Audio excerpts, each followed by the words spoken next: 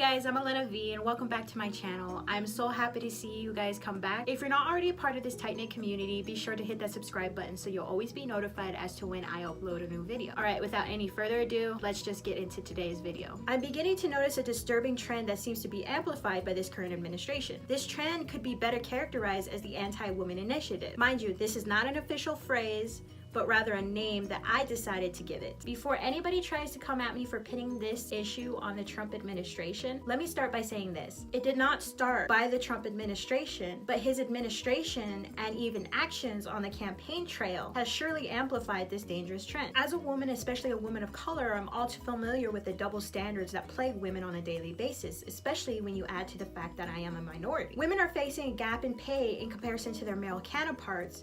Our reproductive health is constantly placed in the hands of male legislators who lack the ability to relate to the issues facing women's health, let alone to make common sense policy regarding it. And let's not mention the constant attacks women face by societal pressures to conform to beauty standards regarding our outward appearance, which seems to hold higher value than anything that we bring to the table, like our intellect or our professional experience. I can continue the list of disadvantages women experience in our modern society, which in many respects is a listless plethora of injustices that most people want to downplay or disregard in its entirety. But what I am most concerned with is the women themselves who are working against their own rights and equality. Not only do we hear women supporting initiatives to inhibit women's ability to make the same amount as their male counterparts, but we also hear women supporting legislation that inhibits other women and ultimately themselves from having access to health care dealing with reproductive issues. This is not just access to abortion, but access to affordable birth control that is covered by private insurance agencies. Somewhere along the line, these women have bought the lie that certain health procedures or prescriptions should not be covered by insurance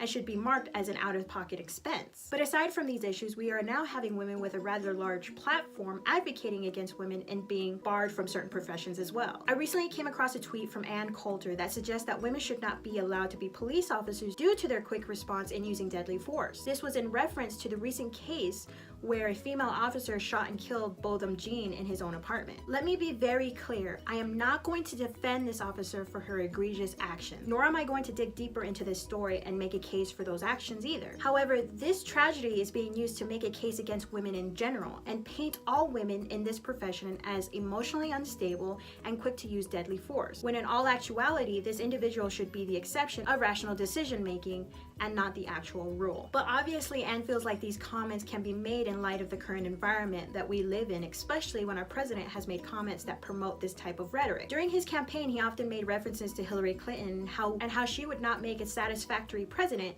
because she could not keep her husband from cheating on her. He called out actress Bette Midler for being an unattractive woman for comments that she made that upset him. And let's not forget Trump disregarding sexual assaults on women in the military, because that's just what happens when you mix men and women together.